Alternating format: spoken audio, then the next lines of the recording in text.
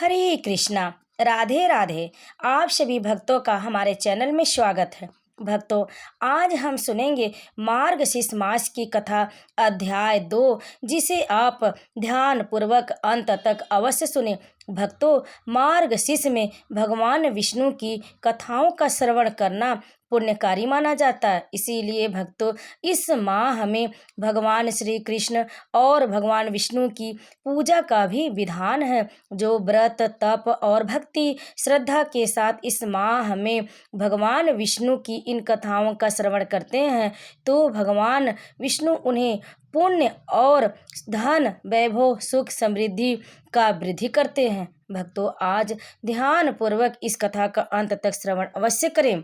और अगर आपको हमारी वीडियो अच्छी लगी तो लाइक जरूर कर दीजिएगा, शेयर भी करिएगा, ताकि सभी लोग इस कथा का श्रवण करें। और आप भी वीडियो को लाइक करके कमेंट में विष्णु भगवान की जय अवश्य लिखिए। तो चलिए सुनते हैं मार्गशीर्ष मास की दूसरी कथा अध्याय 2। किसी समय दक्षिण दिशा में तुंगभद्रा नदी के किनारे स्थित एक नगर में आत्मदेव नाम का एक ब्रह्मनिष्ठ ब्राह्मण रहता था। उसकी पत्नी का नाम था धुंधुली। ब्राह्मण जितना विनम्र और सदाचारी था, उसकी पत्नी उतनी ही दुष्ट स्वभाव की थी। वह बेहद ईर्ष्यालु और कर्कशा थी, हमेशा अपने पति की अवज्ञा करती थी। उसका एक कारण शायद यह भी था कि अधेड़ अवस्था हो जाने पर भी उसे कोई संतान नहीं हुई थी। एक दिन दोनों के बीच बहुत झगड़ा हुआ, जिसके कारण आत्मदेव दुखी मन से अपना जीवन समाप्त करने के इरादे से घर से निकलकर वन की ओर चल पड़ा। उसके मन में अनेक प्रकार के कुविचार उठ रहे थे। वे सोच रहा था कि मैंने कितना जप तप किया, कितने तीर्थों की काख छाने, किंतु कुछ भी तो नहीं मिला। मेरे मन की मुराद पूरी न हुई। अब मैं जी कर क्या करूँगा। समाज और स्वयं अपनी पत्नी के संतान उत्पन्न न कर पाने की उलझने सुनकर, उलाहने सुन सुनकर मेरा कलेजा फटा जाता है। ऐसे जीवन को धिक्कार है। अब तो मेरा मर जाना ही श्रेयस्कर रहेगा। यही विचार कर ब्राह्मण जंगल में एक विशाल सरोवर के पास पहुंचा। उसका इरादा हुआ कि इसी सरोवर के गहरे जल में कूदकर अपनी जिंदगी समाप्त कर ले। किंतु फिर जैसे उसकी अंतर्यात्मा ने उसे जागृत किया, वह सोचने लगा, शास्त्रों में कहा गया है कि आत्महत्या करना महापाप होता है।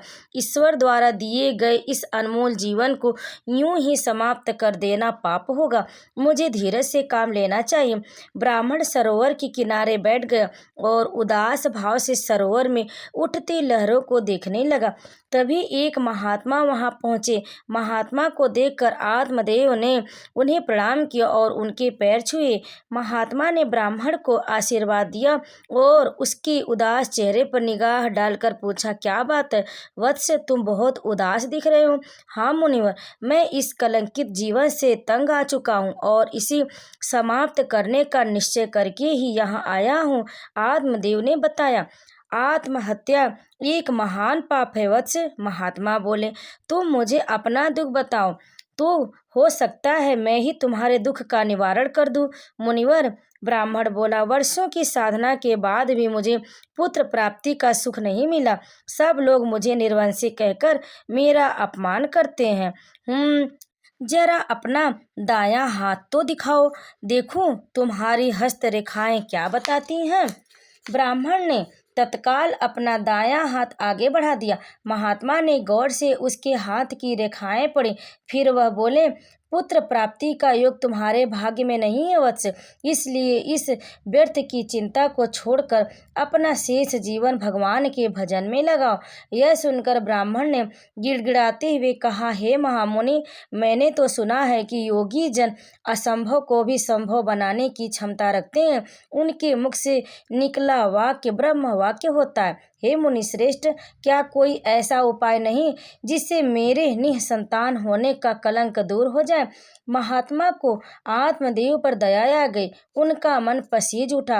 अपने थैले में से एक फल निकाला और आत्मदेव को देकर बोले, तुम्हें पुत्र प्राप्ति की ज्यादा ही चाह है तो यह फल ले जाओ, जाकर अपनी पत्नी को खिला देना। ईश्वर ने चाहा तो जल्दी ही तुम्हारे यहाँ संतान पैदा हो जाएगी।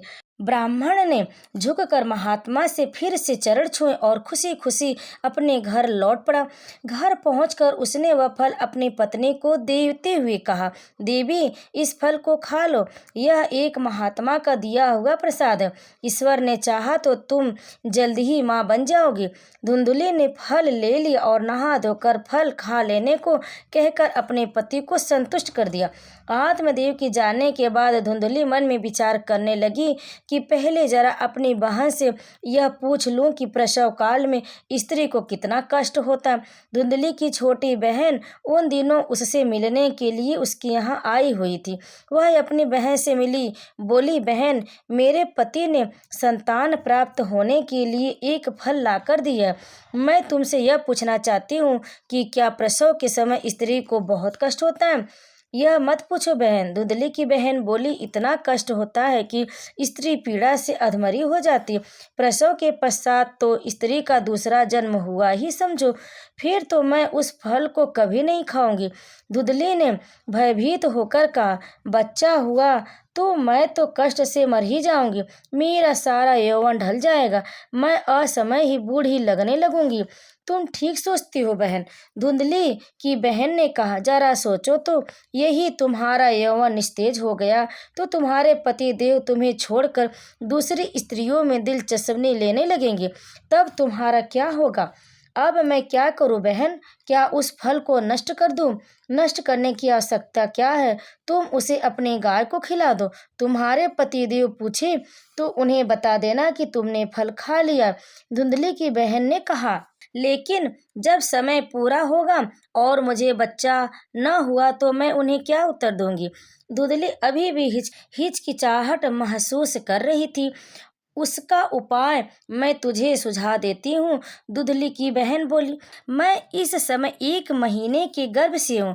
जब मेरे गर्भ से शिशु जन्म लेगा तो मैं उस बच्चे को तुम्हें दे दूंगी, और यदि इस दौरान मेरे पति ने मेरे सामान्य पेट को देखकर शंका की तो, धुंधली ने आशंका व्यक्त की, तुम अपने पेट पर पट्टियां और रुई आदि बांधकर उसे मोटा होने का दिखावा करती रहो। धुंधली की बहन ने इसका भी समाधान सुझाया, उचित समय पर जब मेरा बच्चा हो जाएगा तो उसे लेकर प्रचारित कर देना कि यह बच्चा मेरे पेट से ही पैदा हुआ। बहन की बात मानकर धुंधली ने वह फल उसी दिन अपने गाय को खिला दिया और अपनी बहन को निकट के एक मकान में ठहरा दिया। फिर निर्धारित समय पर जब उसकी बहन को बालक पैदा हो गया तो उस बालक को अपने पास बिस्तर पर लिटा लिया और आत्मदेव को कह दिया कि उसे पुत्र पैदा हुआ। पुत्र प्राप्ति का समाचार सुनकर ब्राह्मण बहुत खुश हुआ। उसने गरीबों और ब्राह्मणों को बहुत सा दान दिया और नगरवासियों को एक बहुत बड़ा भोज दिया। आत्मदेव ने अपने उस पुत्र का नाम रखा धुंधकारी। कुछ दिन पश्चात ब्राह्मण की गाय को भी एक पुत्र पैदा हुआ। उस बालक की विशेषता यह थी कि उसके कान तो गाय जैसे थे, शेष सारा शरीर मानव जैसा था। आत्मदेव ने उस बालक का नाम रखा गोकर्ण। आत्मदेव अपने पुत्र की भांति उस बालक की परवरिश भी करने लगा। धुंधली की बहन आत्मदेव की अनुपस्थिति में चोरी छिपे उसके घर आती और धुंधकारी को अपना दूध पिला जाती। धुंधकारी ज्यों-ज्यों बड़ा होता गया उसकी आदतें बिगड़ती चली गई। माँ के लाड प्यार में पलकर वह दिनों दिन जिद्दी होता चला गया। कभी किसी बच्चे को पीट देता तो किसी के पशुओं को खो लाता। पड़ोसी शिकायत करने पहुंचते तो धुंधली उनके नुकसान की भरपाई कर देती। दूसरी ओर गोकर्ण नियमित रूप से पाठशाला जाता और खूब मन लगाकर पढ़ता। उसके गुरुजन उससे प्रसन्न रहते थे। घर लौटकर वह आत्मदेव की भी भरपूर सेवा करता था। धुंधली उसे अकारण ही डांटती रहती थी, किंतु वह हंसकर उसकी हर बात को बर्दाश्त कर लेता था। फिर एक दिन वह भी आया जब धुंधकारी एक चोर और उठाईगीर बन गया। घर की चीजें बेच बेच कर वह वेश्या के कोठों पर जाने लगा और एक दिन तो हद ही हो गई। माँ के धन न देने पर उसने धुंधली को इतना पीटा कि उसकी मृत्यु ही हो गई। उसी शाम गोकर्ण और आत्मदेव ने आपस में विचार विमर्श किया। पुत्र गोकर्ण, अब इस घर से मेरा मन उचाट हो गया। मैं बाकी समय वन में जाकर भगवत भजन में लगाना चाहता हूँ। मैं किसी तीर्थ में जाकर अपना मन शुद्ध करना चाहता हूँ। किसी सद्गुरु की शरण में जाकर उनसे ब्रह्म ज्ञान प्राप्त करूँगा। मार्ग में आपको वन में छोड़ता जाऊँगा। गोकर्ण अपने पिता को वन में छोड़कर काशी की ओर निकल गया। उधर माँ के मरने और पिता तथा भाई द्वारा घर छोड़ देने के पश्चात धुंधकारी बिल्कुल ही आज़ाद हो गया। उसे कोई टोकने वाला न रहा तो उसने बेखौफ होकर वेश्याओं पर धन लुटाना आरंभ कर दिया। जब तक उसके पास धन रहा वेश्याएं उसका मनोरंजन करती रहीं, लेकिन जब धन समाप्त हो गया तो वेश्याएं ने उनकी उपेक्षा करना शुरू कर दी। उसके बदले व्यवहार से तंग आकर एक दिन धुंधकारी ने उनसे पूछ ही लिया, क्या बात है, अब तुम्हारे व्यवहार में न तो पहले जैसा उत्साह है और न गर्मजोशी। यह परिवर्तन किस लिए? क्या इसलिए कि अब मेरे पास धन नहीं रहा? तुम ठीक समझे हो धुंधकारी। वेश्याएं बोली, अब तुम हमारे पास मत आया करो। धनहीन व्यक्ति ही हमारे धंधे में कोई पूछ नहीं है। जब तुम्हारे पास धन हो जाए तो बखुशी यहाँ आ जाना। अब पहले की तरह ही तुम्हारे मनोरंजन के लिए तैयार रहेंगी। वेश्याओं के उत्तर सुनकर धुंधकारी को बड़ी ठेस लगी, लेकिन उसने इसका भी प्रबंध कर लिया। वह चोरी करने लगा और चुराए हुए धन को वेश्याओं पर खर्च करने लगा। एक दिन तो हद ही हो गई। वह 4-5 वेश्याओं को अपने घर ले आया। वेश्याओं ने उन्हें खूब मदिरा पान पिलाई और जब वह मदिरा पीकर बेहोश हो गया तो उन्होंने आपस में मिलकर विचार विमर्श किया, बहन, यह आदमी तो अब हमारे लिए मुसीबत बनता जा रहा। यह चोरी करने लगा, किसी दिन पकड़ा गया तो हमें भी मुसीबत में डाल देगा। इससे पीछा छुड़ाने का कोई उपाय सोचो। एक वेश्या ने कहा, उपाय तो यही है कि इसकी हमेशा के लिए छुट्टी कर दी जाए। दूसरी वेश्या बोली, इस समय यह बेहोश है, इसका गला दबाकर मार डालो और इसकी लाश घर के इसी आंगन में गाड़ दो।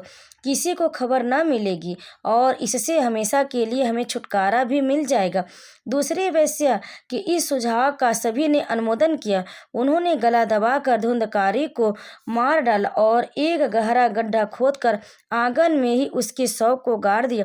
फिर वे उसके घर से जो भी मूल्यवान सामान मिला उसे लेकर चंपत हो गए। धुंधकारी मरकर भयानक प्रेत बन गए और उसी मकान में रहकर विचरण करने लगा। वेश्याओं ने प्रचारित कर दिया कि धुंधकारी व्यापार करने के लिए विदेश चला गया। सभी ने उनकी बात पर विश्वास कर लिया। वैसे भी उस जैसे दुराचारी का कोई मित्र या सगा संबंधी तो था नहीं जो उसके लिए चिंता करता। पड़ोसियों को तो उसके जाने से उल्टे राहत ही मिली। कुछ दिन पश्चात काशी से अपनी शिक्षा पूरी करके गोकर्ण घर लौटा। रात में जब वह सो रहा था तो घर में अनेक प्रकार के उपद्रव होने लगे। उसे महसूस होने लगा कि जैसे घर में कोई प्रेत घुस आया, जो कभी तो कुत्ते की तरह जोर जोर से रोने लगता और कभी हाथी जैसे आवाज में भयानक चिंगाड़े मारता। यह देखकर वह अपने बिस्तर से उठ बैठा। उसने देखा कि उससे कुछ ही फासले पर एक महाभयानक प्रेत बैठा हुआ है और उसकी दृष्टि गोकर्ण पर टिकी हुई है। गोकर्ण ने अपने कमंडल में जल भरकर मंत्र पढ़कर उस पर छिड़का तो प्रेत कुछ शांत हुआ और एक ओर सिकुड़ कर बैठ गया। गोकर्ण ने उससे पूछा, तुम कौन हो भाई और इस प्रेत योनि में क्यों भटक रहे हो? इस पर प्रेत ने अपने परिचय दिया और गिड़गिड़ा कर कहा, मुझे इस प्रेत योनि से मुक्ति दिलाओ भैया, मैं बेहद कष्ट भोग रहा हूँ। मर कर भी मेरी आत्मा को शांति नहीं मिली। मैं अब और ज़्यादा कष्ट सहन नहीं कर सकता। यह सुनकर गोकर्ण ने उसे आश्वासन दिया, कहा, अब तुम चिंतित होने की आवश्यकता नहीं है भैया, मैं कल ही गया जी चला जाऊंगा, वहाँ तुम्हारा पिंडदान कर दूंगा जिससे तुम्हें प्रेत योनि से मुक्ति मिल जाएगी। अगले ही दिन गोकर्ण गया के लिए रवाना हो गया। वहाँ उसने विधिवत धुंधकारी का तर्पण किया और उसकी आत्मा की शांति के लिए ईश्वर ईश्वर से प्रार्थना की।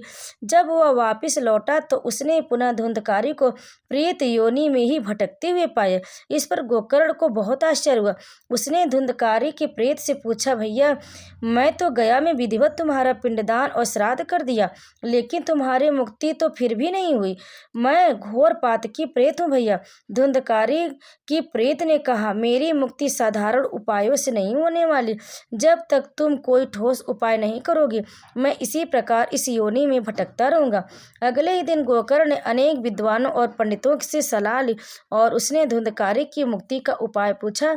तो पंडितों ने कहा, गोकर्ण, तुम सूर्य भगवान की आराधना करो। यदि वे तुम्हारी आराधना से प्रसन्न हो गए तो तुम्हारे भाई की मुक्ति का उपाय बता देंगे। अगले ही दिन से गोकर्ण ने सूर्य देव की आराधना आरंभ कर दी। भगवान सूर्य उसकी आराधना से प्रसन्न हुए और उसके सामने प्रकट हो गए। कहा, मैं तुम्हारी पूजा आराधना से प्रसन्न हूँ वत्स, मांगो, क्या वर मांगते हो? हे देव, यदि आप प्रसन्न है तो मेरे भाई की मुक्ति का उपाय दीजिए। उसका कष्ट मुझसे सहन नहीं हो पा रहा। गोकर्ण ने विनीत स्वर में कहा, उसका तो एक ही उपाय है। सूर्य देव बोले, यदि कोई सद्विचारों वाला प्रभु भक्त एक हफ्ते तक तुम्हारे भाई के प्रेत को श्रीमद् भागवत की कथा सुनाए और वह शांत होकर कथा का श्रवण कर ले तो उसे प्रेत योनि से मुक्ति मिल जाएगी। तब मैं स्वयं उसे श्री हरि की कथा सुनाऊंगा। देव, लेकिन मेरी एक शंका है, वह यह कि वह एक प्रेत है। साधारण मानव की तरह तो मेरे सामने बैठकर कथा नहीं सुन सकता। उसका भी एक उपाय है। सूर्य देव बोले, तुम कथा स्थल पर एक 7 गांठ वाला बांस गाड़ देना। प्रेत उस बांस की अंतिम गांठ पर सूक्ष्म रूप में आकर बैठ जाएगा। फिर ज्यों ज्यों कथा समाप्त होती जाएगी, बांस की गांठें चटक पटक करती फटती जाएंगी। अंतिम गांठ जैसे ही फटेगी, वह प्रेत इस योनि से मुक्त हो जाएगा। गोकर्ण ने वैसा ही किया। श्रीमद् भागवत की कथा का आयोजन किया। प्रेत 7 गांठ वाले बांस के ऊपरी सिरे पर आ बैठा। ज्यों ज्यों कथा आगे बढ़ती गई, बांस की गांठें फटती गईं और जब 7वें दिन कथा समाप्त हुआ तो अंतिम गांठ भी फट गई और उसमें से दिव्य पुरुष के रूप में धुंधकारी प्रकट हो गया। तभी एक दिव्य विमान स्वर्ग से वहां पहुंचा और देवदूतों ने धुंधकारी को उस विमान में बैठा लिया और उसे देवलोक ले गए। जो भी व्यक्ति श्रीमद् भागवत कथा का सच्चे मन से श्रवण करता है, उसे अंततः स्वर्ग में ही स्थान मिलता है। तो प्रेम से बोलिए, भगवान विष्णु की जय, भगवान श्री कृष्ण की जय। भक्तों, कथा को अंत तक सुनने के लिए आप सभी का बहुत बहुत धन्यवाद।